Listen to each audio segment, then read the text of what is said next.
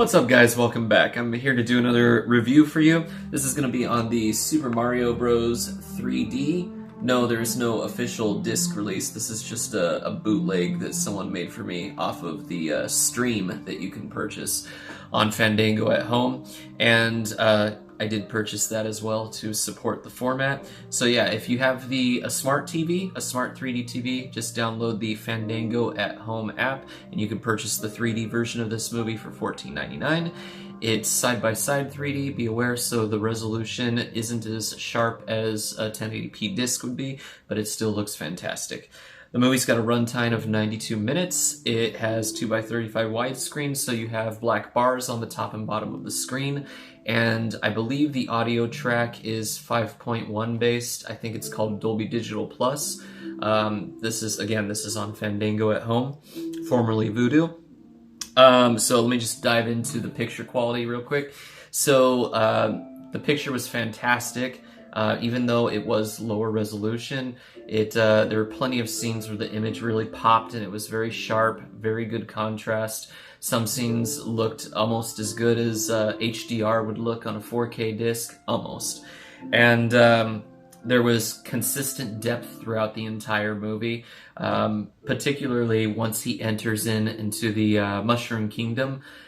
He's surrounded by all these really tall mushrooms that provide so many layers of depth that it looks like you're looking in through a window and you could even just pick one of these and eat one yourself and turn into a super huge giant. Anyway, so as far as pop-outs go, they're very subtle, but they are scattered throughout the movie. I was expecting more because it is a movie from Illumination Studios, the same people that brought you films like Minions or Despicable Me. And I remember some of those Minion films having really fantastic pop-out effects. Like I said, this one is a little bit more on the subtle side, so if you're expecting a lot of pop-outs, don't. You don't want to get your hopes up. But I'll name a few. So the first scene where Bowser is invading this like snowy penguin kingdom or whatever, there's some subtle pop-outs there. There's some environment stuff going on, like snow and snowflakes and embers that appear to be just kind of like breezing past and popping off the screen a little bit. Then when Bowser anchors his big floating ship with these chains that look like big balls with spikes. Sorry, that sounds weird. I don't know how else to say it. When he anchors down and those big balls slam into the ground, you got all the lava and sorry, I'm immature, forgive me. You get all the lava and snow sludge just kind of shoot up and pop out of the screen a little bit. I was like, okay, this is kind of subtle, not too much pop, but it does get a little bit better. When Mario is going through that tunnel from Brooklyn and he gets transported through that portal into the Mushroom Kingdom, that whole scene is fantastic. There's so much depth, it looks like you're on a VR roller coaster. And there are quite a few scenes where he's actually popping out of the screen too. When they get separated, Luigi ends up in this really dark nighttime area that looks like a graveyard or something, and he's being followed by this skeleton turtle.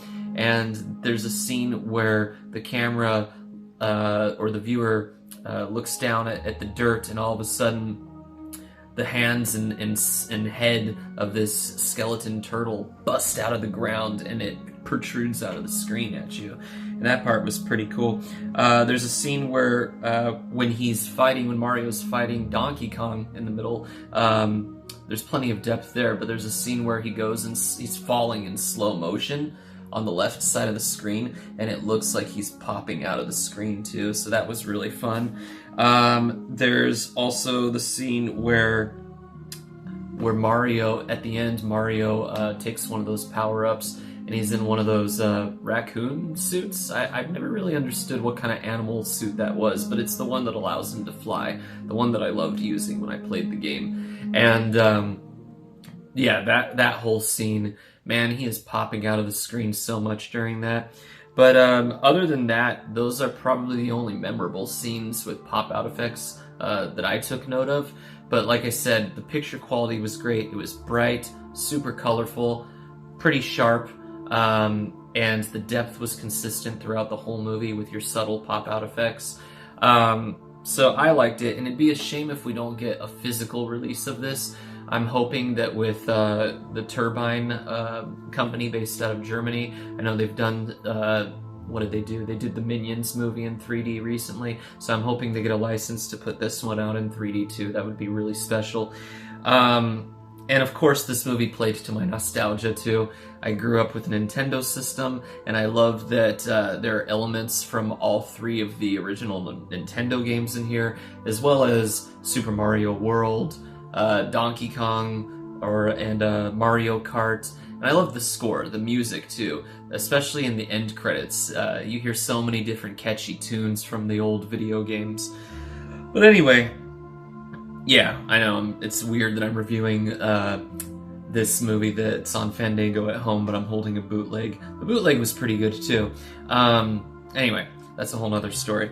But anyway, I hope you guys found this informative, and if you're a 3D enthusiast and you want to support the cause, then I highly recommend purchasing it on Fandango at Home. Again, it's not that much, it's only $14.99. You just need to have the app in your smart TV, or you could use your PlayStation 3 if you have one. I used to watch 3D movies from Vudu on there as well. Anyway, have a great day. Oh, wait, I forgot to rate it. So for rating the 3D in this movie, I want to give this one a B tier. It would have been an A tier if there were more pop-out effects. I expect more from Illumination Studios, so there weren't as many pop-out effects as I would have liked, and the ones that did happen, they weren't the kind that really come out at you, that look like they're like making you go cross-eyed. I know that's typically gimmicky for a lot of movies, but it's what I've come to expect for these type of movies. But again, it's subjective. We all have different tastes on what good 3D is, but that's just my opinion. Anyway, I think B tier is still pretty good. Anyway, have a great day, guys.